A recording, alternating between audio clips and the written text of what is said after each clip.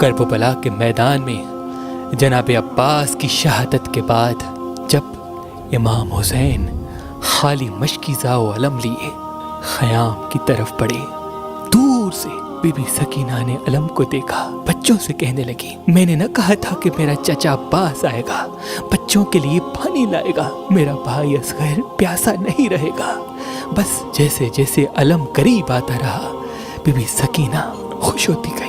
جب اپنے بابا حسین کو دیکھا کہ علم خون میں بھرا، مشکیزہ خالی، بی بی سکینہ نے کہا، بابا میرے چچا کہاں ہیں؟ مولا حسین نے کہا، وہ نہر کنارے سو رہے ہیں۔ بی بی سکینہ نے کہا، بابا میں نے چاچا سے پانی کے لیے کہا تھا، میرا 6 ماہ کا علی اصغر بھائی بہت پیاسا ہے۔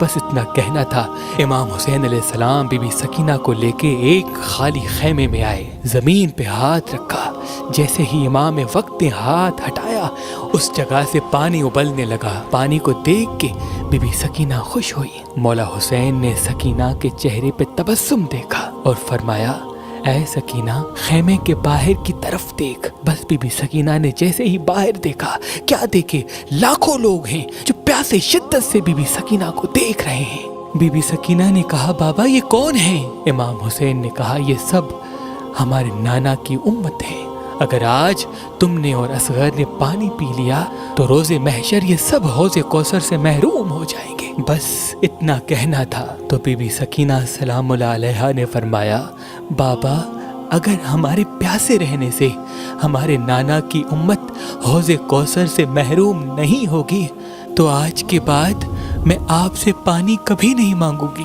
اصغر پیاسا رہے یا مر جائے میں آپ سے کبھی نہیں کہوں گی۔ میری نانا کی امت کے لیے ہمیں ہر دکھ ہر تکلیف برداشت ہے۔